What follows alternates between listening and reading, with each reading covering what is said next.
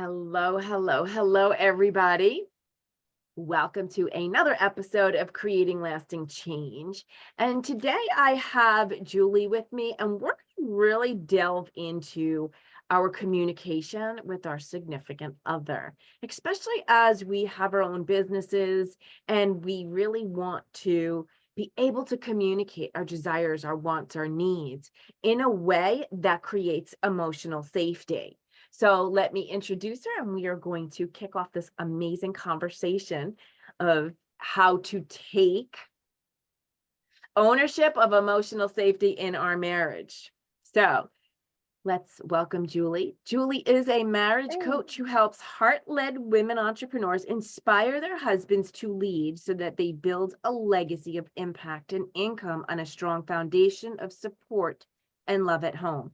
Before discovering her purpose as a marriage coach, she worked in corporate as an executive in the investment world. Julie realized her soul's purpose was to be a woman-centered marriage coach when she saved her marriage from being on the brink of divorce to being obsessed with each other, even after 16 years. As a certified NLP coach, she deconstructed her process into her signature framework, the Inspire Him method. She has coached many women who have completely transformed their marriages. Some of them even become thriving business partners with their husband. And I think that's huge. Welcome, welcome, welcome. Hello, thank you so much for having me. It's an honor to be here. I'm excited. I really want to, there's so much about this topic. I want to, so please share like how to take ownership of emotional safety in our marriage, because there's so much that is going around on social media about having a partner as your husband or wife, significant other, and how to handle that and what to do. Oh my gosh. So I'm like, where do I start? Because there's so many things to say about that. But I think that the first place to start is understanding where we are right now.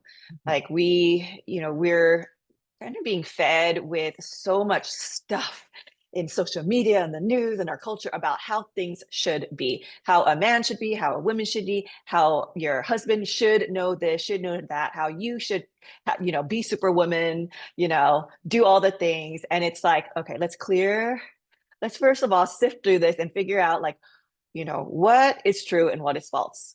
And here's one perspective that I think that is going to be really helpful for a lot of women, because we haven't been taught this type of wisdom, which is that what we've been doing is expecting our husbands to automatically know and have the skills to show up for us emotionally, to know how to hear us and hold space for us when we're sharing something on our hearts, when we have a request for him to change his behavior in a more positive way. So in whatever that looks like for us, right? And by the way, when you're in a relationship, those types of conversations and those types of requests are very natural and very normal. We have to have those types of conversations in order to grow together. So like, for example, conversations about like, if there's a boundary that's not being honored, or if you feel like you're not being spoken to in a way that is respectful, or if your husband or you handles stress in a way that is like anti-harmonious to the relationship, right? And there's an impact and it's hurtful, right? Those are times where, yeah, it causes a lot of turmoil in the relationship when we don't know how to communicate. And I think that the first place to start is understanding that if we have an expectation that our husband automatically knows how to show up for you and knows how to express his feelings and hear you when you express your feelings, we are going to be very, very disappointed. We're going to feel resentful that our husbands are not doing that, and it's going to cause a divide in the relationship slowly over time, and in the long run it's going to cause a huge, like the Grand Canyon between you, right? Mm-hmm. And so what I like to do is just to first start educating people about the our different energies, because men and women are so unique. Women, like for women and female bodies, we organically and naturally, biologically lead with our hearts when we are tuned into our feminine essence. Feminine essence is all about like our emotions and our hearts, and being emotionally attuned is natural for us. We just get it. That's why we're good nurturers. It just clicks for us, right? For men, their leading energy is the masculine energy. They also have feminine energy within them, just like women, we have masculine energy within us, right? We have both. But with men, they're leading with their masculine energy. And masculine energy is more about doing. It's more mind focused, not heart focused. It's about doing, getting stuff done, logic, and yeah, just like making things happen, right? Both of those energies are so powerful and they work in harmony together. Neither one is better or worse. So to expect our husbands to just instinctually know how to emotionally be available for us is a recipe for resentment and disaster in a marriage. So where I come from, or the place that I coach from, is that no, as women, we have to take our power back. We cannot outsource emotional safety to our husbands because we're expecting them to do something that they cannot do. Like, that's insanity, right? What we can do is empower ourselves by learning how to communicate our wants, our needs, our desires in a way that our husbands can hear us, and in a way where he wants to actually learn how to be a safe space for us. So that's where we start. We start by like changing our mindset, that of expectation to no, we have the power to teach him. Yes. Yes. And that's important. I don't think a lot of people emphasize communication or emphasize the fact that we are coming from different arenas, whereas they're coming more from the masculine energy. We're coming from more from the emotional energy, where we lead with our hearts, where we lead with our emotions. And I just want to share that there are times I have been super emotional, and he has tried to fix it. And I'm like, sometimes, and this was a conversation that we've had to have. It's just, sometimes you have to allow me to be emotional. Allow me to cry it out. Allow me to, this way, I go, as soon as I'm done, I feel so much better. I go, and sometimes not everything has to have a reason for it. So it's really about learning to, like you said, come back to your power. And I learned this well over 10 years ago, where I was hiding pieces of me. And I finally sat down and we had a conversation. And his response to me was, I just want you to know that was a story you made up in your own head. And I went, oh boy. So it opened up the doors now for me to be able to say, okay, well, then this and that and the next thing. And we were able to start communicating at a deeper level. That's really powerful and beautiful, because I know my husband had said that to me in the past before too. And I'm like, you're wrong and I'm right. What are you talking about? Right. So I had to do a lot of deep work to really detach myself from my story and be able to see things from a different perspective. Because I think that that's where we get trapped as women and as men. We are locked into our view of the world and our perspective and our logic and our feelings as being the right one. And we don't make space for our partners to be seen and to be heard, right? There's a superiority on like our way is the right way, the way we think is the right way, our perspective is the right way. And that is actually a big part of what creates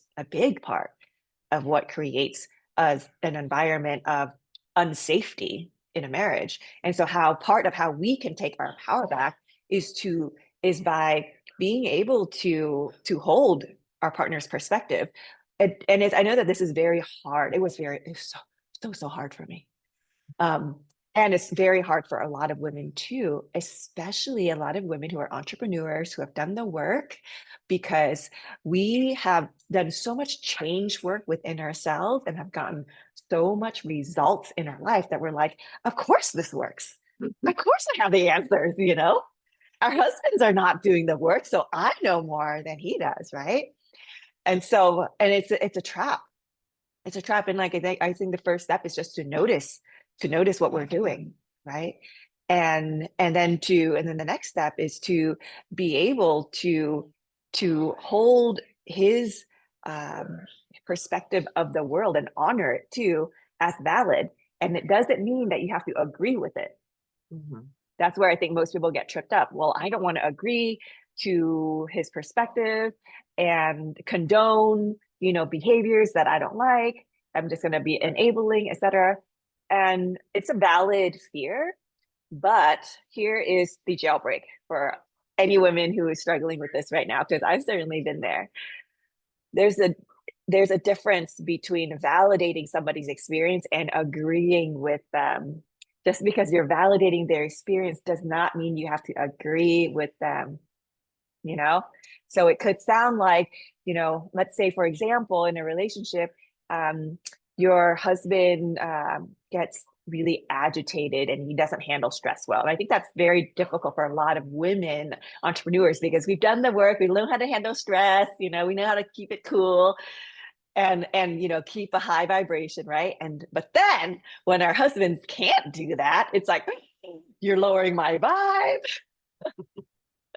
you got to go deal with it. Have you been there? Mm-hmm. Yeah, that's why I'm laughing with you going up. Yeah. Yeah. Yep. Oh, girl, yes, that was me. So it's almost like we have this. We've done so much work on ourselves to raise our vibration, and then the minute that our husbands gets into his unconscious pattern, we're like, oh hell no, oh hell no. I'm just um, and so yeah, so the theme that I hear a lot in women is that um, if they hold space for their husband to and validate his experience, they would be agreeing with that behavior, Mhm. and they don't want to agree with it because it's a threat to them, Mhm. right? It's a threat to their well-being. So instead of, and you don't have to agree. I want you guys to know you don't have to agree with your husband. But what you can do is validate him by saying, I understand. I see that you're frustrated. I see that I frustrated you. I see that. I hear you. Period. And that in of itself has the ability to melt whatever angst that he's in. Just being seen and witnessed. Because you don't have to agree with the behavior, but you can validate his experience. Yeah. And that's so interesting because, and I actually want you to kind of delve in just a little bit deeper into so that people understand is when you hold space. What do you mean by holding space for him? And I totally love that you're saying validate without the agreement because you don't have to agree. And yes, I was Yeah. exactly where you said. Yeah. It's like, And what are you doing? What is this? Yeah, yeah. and by the way, it's actually even more consequential. It feels more consequential for women entrepreneurs as well because our energy is our currency, Hmm. Yeah. right? And when our husband's energy, when we feel like our husband's energy is dragging us down, if he makes a judgmental comment or if he's complaining about something that, doesn't matter, then you're like, now this is actually costing me money in my business. Now I can't show up, right? Um, but yeah, so I definitely, like, my heart goes out to all of y'all out there who are kind of trying to navigate this right now because it is tricky, but hopefully this conversation will clear some things up for you. But in terms of holding space, um, so great question. I think of holding space as like being like a blank canvas, Mhm. being a um leaving your baggage behind, creating safety, a non-judgmental space Mhm. for your husband, for anybody that's in the room with you, right? You're holding space for whatever is arising. You're not judging it. You're not trying to change it. You're not resisting it. You're just being with the what is. Okay. Yeah. And that has, like, you have to start there, because if you try if you bring your stuff into it, like, that other time he did that, he made that, that comment from the other week that I never really, that we, that he, I don't know, ignored, or that I tried to bring up and he didn't hear me. If you bring like all of that, I call it like, it's like bringing baggage. It's almost, there's another word. What am I looking for? When you bring your baggage, everything you say is going to be loaded with, it's going to be loaded with innuendos, right? For example, in the Beautiful Boundaries Bootcamp last week, I was sharing to the amazing women who were there about making requests in a way that are beautiful, in a way that your husband can hear you. And for, and part of that is making it about, not making it about you, but making it about team. So we're talking about team consciousness, not I consciousness. So you could make a request that sounds like, the next time that, we need to change plans, I would love it if you asked me first to make sure that it works with my schedule, right? Because I want us to work as a team together.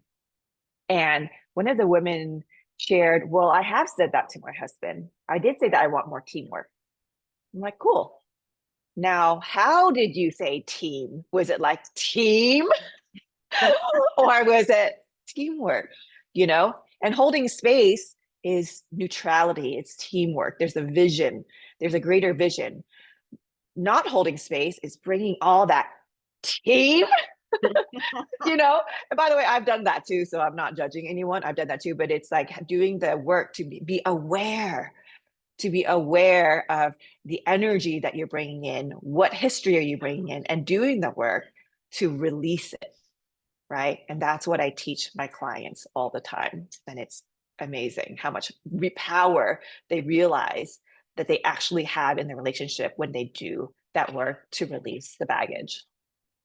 That is very powerful, because the more we release that baggage, the more we're able to have that open communication where we're sharing instead of finger pointing, or where we're being snarky or antagonistic with the words, because the way we say things is important. It really is. But one of the things that you were talking about, and I definitely would love to know, is, if you're having this conversation and you're trying not to bring up something that may have happened a week ago that you never addressed, how do you handle that? Now you've got the situation that's in front of you, plus you've got unresolved other things piling into it. Yeah, that's a really great question. So I would say that it's a longer term process of building trust, right? And the skill of being able to repair. Okay.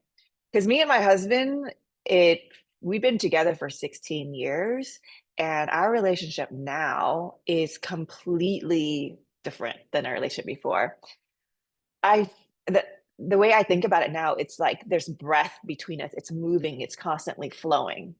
Before our relationship, because of all the resentments that we had that we were never able to clear, even though we tried to talk about it, it felt like we were holding our breaths. We were bracing. We were not breathing because there's always something stuck.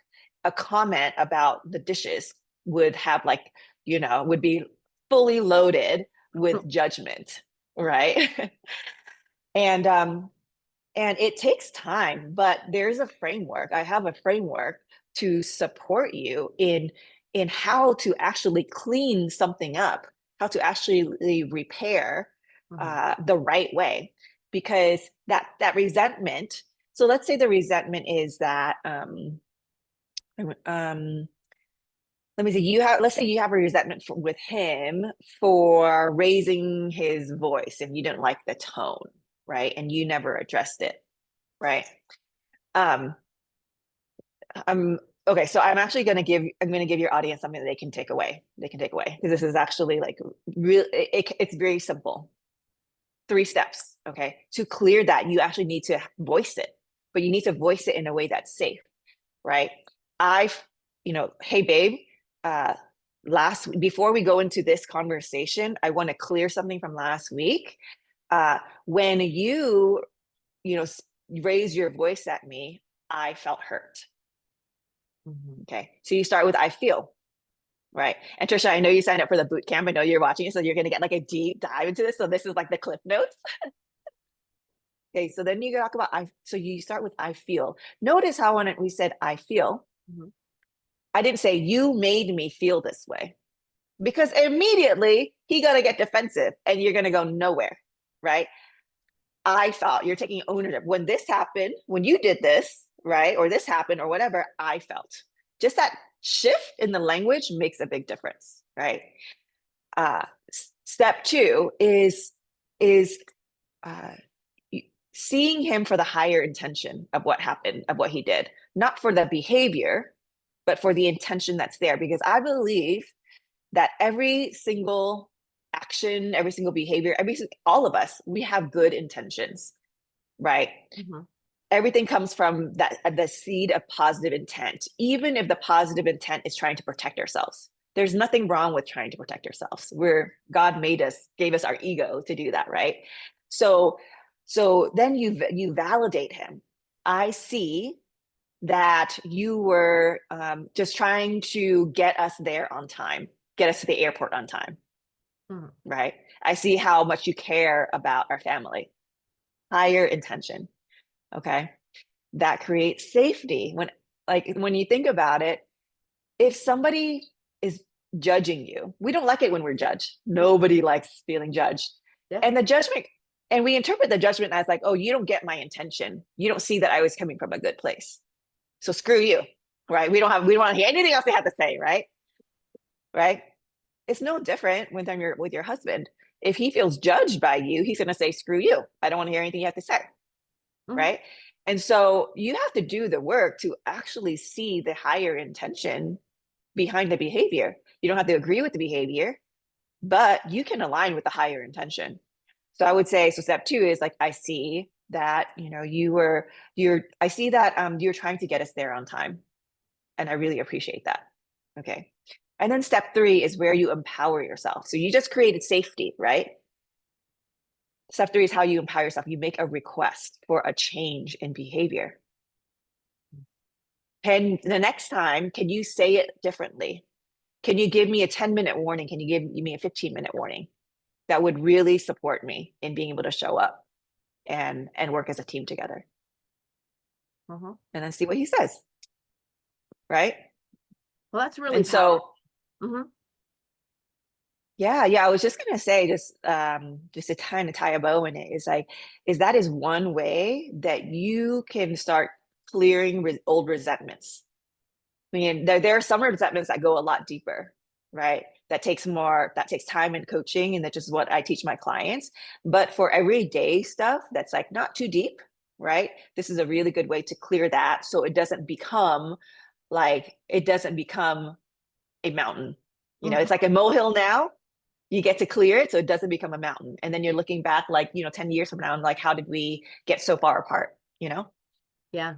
And it's interesting because my husband and I were talking last night, and I had no idea he wasn't looking at me, but I wasn't looking at him, right? So my back was to him, and I'm shaking my head because I'm in the middle of doing something. I'm like, yeah. He's like, are you listening to me? And I'm like, what happened? And it's so funny. He goes, and then we started to laugh about it. I go, I'm shaking my head, yeah. And he goes, what's happening is you're not looking at me, I'm not looking at you, and we're having a conversation. So I'm expecting some type of response, and there you are shaking your head in agreement, but I can't hear that. So we both started laughing. So I said, okay. So I realize I do that often. Like I may not be looking. So like it's having that conversation, even something that's small. And again, this is something we have learned. I said, okay, so what I will make a concerted effort is to stop shaking the head and actually saying, I hear you, I agree with you, or whatever the thought is. I said, because then you get frustrated thinking that I'm not hearing you or I'm not conversing back to you when I am acknowledging you. However, in my head, I'm going, I'm acknowledging, I Mm-hmm. agree. But again, it's just about being able to have these small and I have totally agreed with everything you've said, because so much of it, like where we would get into that battle of the wills and that knocking the heads, and um it's like even the little things. If anyone talks to me Oh, the about, little things are little things are the most important thing yes, because that's your everyday life experience. mhm, even the little things, have that conversation about, like, and it Yeah. may not always be easy, and it may be silly, like you may think it's stupid, but it's not, because those little things mount, and all of a sudden when the volcano erupts, you're like, well, what did I just miss? So, but it Yeah. mounting of little things that have not been acknowledged. Mm-hmm. Mm-hmm. And I think as a marriage coach, those are the little things that I look for because it's not about like, the vacations, like the big stuff that happen, like, big, big um, season changes in your marriage, like financial challenges, like, being parents, health challenges, Mhm. uh, all of that stuff. When you create a strong foundation in your marriage by working on these little things, you can weather any season together and you can thrive in any season together. That's why it's so, so important to notice the little things and notice all the areas. And I know that you're really good at this, Trisha, like noticing like the spaces, the road bumps in your relationship. You're like driving down the road, you have a vision, you're driving in your car, and then you feel that road bump, and it's actually noticing it and be like, hey, what is that? Let's pull over and check that, as opposed to pretend like everything is okay, right? Because there might be danger ahead, right? And it's in these little moments that makes a big difference. And then also, bring this back to the theme of our conversation, how to create emotional safety. Mhm. Right. That's how you create emotional safety. Again, it's not in those big moments, it's in these little moments, and being able to make a request. Like the example that I shared earlier, what makes us feel emotionally unsafe is when we say to our husband, well, I didn't like the way you talked to me. I want you to be nicer to me. And he doesn't do that, right? Because he gets defensive. And then you're like, did I marry the wrong person? Like, what did I do? You know? Am I going to just be in a loveless marriage? And no, babe, like the power is in your hands because in the example I just gave you, you can now teach your husband how to create safety for you. You just taught him how to speak to you, but you have to speak to him and with respect and in a way that he can actually hear you and want to learn. Uh, Basically, going back to what we were talking about with feminine energy and masculine energy, right? It's not intuitive for him to speak to us the way that we want to be spoken to. I know the Disney stories tell us otherwise, but that's not real. Okay, the reality is life is messy, and he was never taught, right? Not making excuses or anything, but none of our parents really knew how to have thriving, healthy marriages, right? We didn't know our parents didn't know, our husband's parents didn't know. So there's a level of just like not resisting the what is it just is. We all are kind of the blind leading the blind. And so, like, giving ourselves and giving our husbands grace for not knowing better, and Mhm. then now empowering ourselves to communicate in a way that opens his heart to want to learn and to want to provide emotional safety for you. Because ultimately, I guarantee you, he does. He does. He just needs you to open his heart so that he can learn, so that he can feel safe to learn. He wants to make your dreams come true. I know this. Yeah, it's true. But if we're not Yeah. communicating and we're not stating what we need or what we desire, and then we wait until the last possible minute, and now it's this little tiny anthill that could have been handled, is like, and I've been there, I've been to the, whew, we let that Oh, one go. yeah. It's like, Yeah. That's why, in a lot of relationships, it gets so bogged down with petty bullshit, right? Because we haven't learned how to handle it. And I don't want to say that, like, if you've tried and it hasn't worked, right? I get it. It's painful as F, right? And the thing I want people to understand is that you just haven't had the roadmap to be able to navigate these conversations because they can be very delicate. Let's just be real here. It can be very delicate. But if you have the roadmap and you have the training, right, to be able to have these delicate conversations, eventually they are so easy. Like my husband and I, will get, something will happen and it takes us like 2 seconds to 5 minutes to get over it and to resolve it. Not just get over it, but to actually resolve it. You know how long it took us in the past? Between 5 hours and like 6 months. And as an entrepreneur, that is a waste of time. And so if anybody feels frustrated, just know that there's hope with the right support and the right framework. You got this. You get to unlock and unleash that power that you have inside of you. It's there. It's there. Yes. And you can actually create the supportive environment that you desire. Because I think that's really Yes. And that's the power that I know every single woman have, right? Every single woman has the power to do this. That's our magic. We have the power and magic to open our husbands' hearts and create whatever we want to create in our marriage, right? But it does take work. It takes healing, and it takes being able to devote yourself to I call it ninja communication. That's what I call it in my program. It's part healing, and it's a lot healing, and it's a lot ninja communication, because without knowing how to navigate a delicate conversation, it can blow up, and then you can give up, and you're like, oh, I don't know if this, I don't know what we're doing here. Like, I don't know, I don't even want to cuddle with you anymore, right?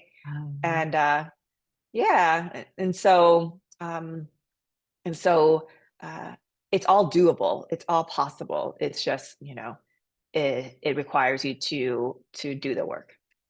It does. And I'm going to reiterate exactly what you just said, Julie. It requires work. There is no magic pill. There is no, with healing, it takes time. It takes day by day. There is no magic pill. And we're in a society that we expect everything to shift and change immediately, but we're human beings too. So I think that's, important to, bring out. And as entrepreneurs, we are we're growing our business, we're doing our things. And at the same time, I've had so many women say, I don't have the support group, but my husband's not supportive. And that is our opportunity to change that. Yeah, that's a really big challenge for so many women entrepreneurs. Because we're doing the work, and we have done the work on our patterns. We changed our mindset, our belief systems, and it's really hard to be in a marriage where your husband isn't interested in doing the work and he's in his pattern, right? Um, and so, like, my philosophy on this is that um, you cannot control your husband. You cannot force him to change. You can only inspire him. You can only inspire the best in him. And by the way, that is more powerful than trying to change somebody. I agree. On that note, it is about that time. I would love for you to share where people can reach out to you and what you have going on in your world. Yeah, so you can reach me on Instagram. I hang out there a lot. Lead with Julie Tran is my handle. Also, I have a free Facebook community. It's called Thriving Marriages for heart-led women entrepreneurs. And what I have going on, and I know Trisha, you're going to add the links. I mean, what I have going on right now, I'm so excited. I feel like I just gave birth to a very special baby. It's my a 4-month transformational group program. It's called the Inspire Him Immersion. So everything we've been talking about today, creating safety, empowering yourself, creating the marriage and the legacy that you desire. And having your business create more impact and income on a foundation of love and support at home versus being on the struggle bus at home, because we know that's not fun. I created the Inspire Him immersion to teach you how to inspire your husband to lead. And so I'm super excited about that. And we start on September 25th, I want to say 25th or 26th. And yeah, so if this resonates with anybody if this resonates with you, I invite you to come check it out. I would love to see you in there. Thank you. Thank you. And guys, all the links will be posted below. And if you have any questions, please just leave them and one of us will definitely respond. And thank you so much for sharing your time and your energy with us today, Julie. You've given us a lot of tools and tips. Thank you so much for joining us. And guys, enjoy the rest of your day with another episode of Creating Lasting Change. Thank you.